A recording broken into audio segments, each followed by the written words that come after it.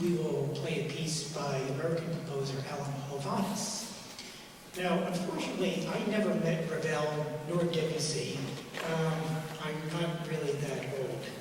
But we have someone who actually knew Alan Hovhaness very well. So instead of me talking about things that I just read here and there, we'll have a guest speaker.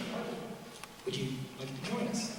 So Marvin Rosen is a pianist who teaches at the Westminster Conservatory. He has an ASCAP award-winning radio program on WPRB, which is 103.3? Yes. Yeah.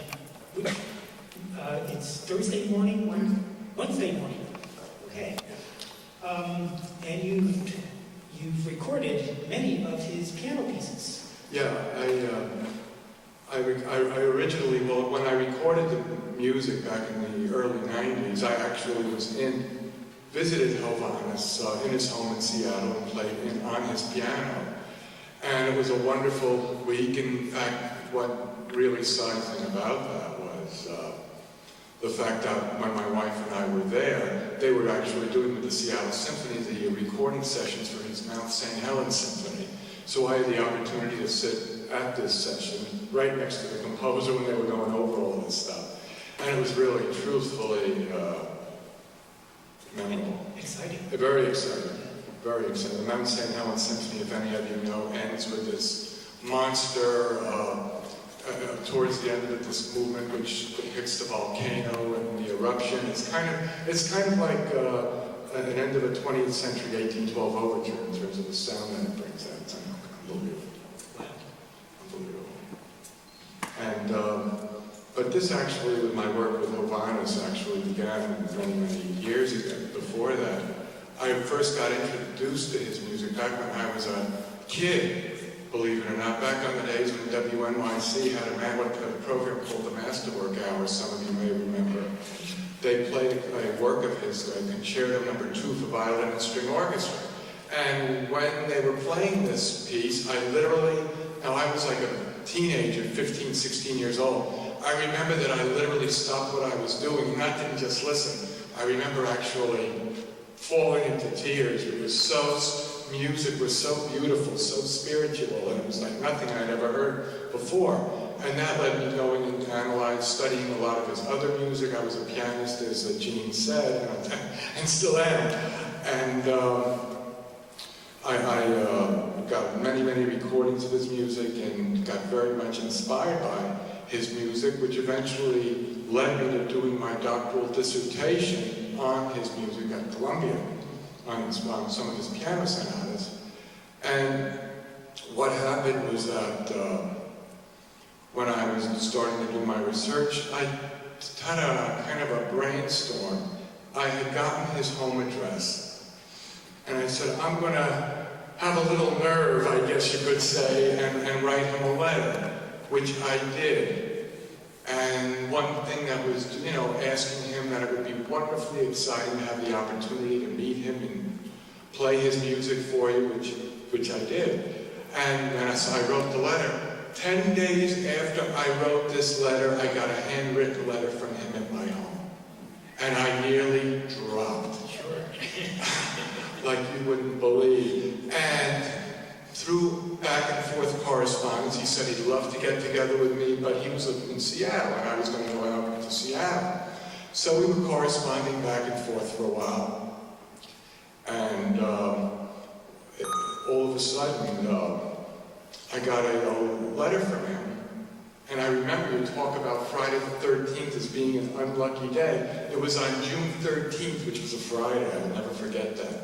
I got a letter saying that he and his wife unexpectedly, for business, had to be in New York.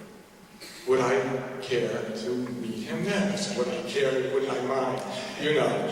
So, to make a long story short, my mother said, look, all he'll do is say no. Invite him to our home. He accepted. He came with his wife and his mother-in-law, who was a very talented artist. And we got together at the piano. It was unbelievable. I was playing his music. We were talking nonstop. I think my mother just about had to put us on a fishing rod leash to get us to the table because she couldn't split us apart. We just went on and on and on. And after we had dinner, while this was going on, he was telling us stories about things in his life and all sorts of interesting stuff. After dinner, he says, well, would you be interested in hearing a new piano sonata? So he takes this manuscript out of his briefcase, and he plays this sonata, and he says, as soon as it gets published, I'll send you a copy. Soon enough, 6 months later, this piece of music came to my door. But I think one thing to say about a humorous little thing, we went to pick him up. He was staying at the Wellington, New York, to drive back to Princeton. And he told me I have to check in my briefcase. He had something to check in. He said, you know, in this hotel, someone stole my 40th Symphony out of my room. You know, they had a briefcase, and they were appealed that he said to the briefcase. It was in the briefcase.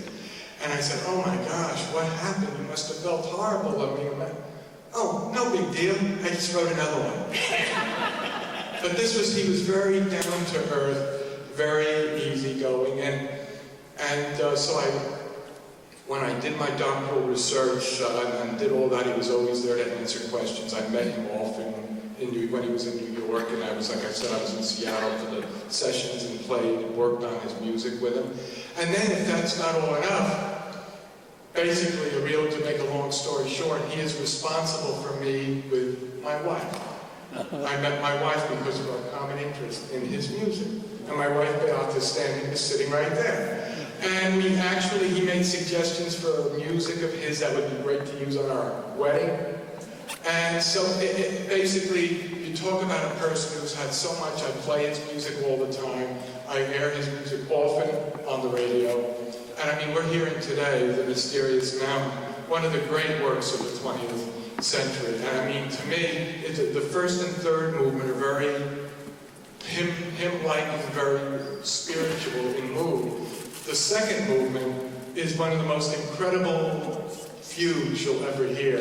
And it actually is a double fugue, a fugue with two subjects. The first one is developed in like slow-moving motet Renaissance style.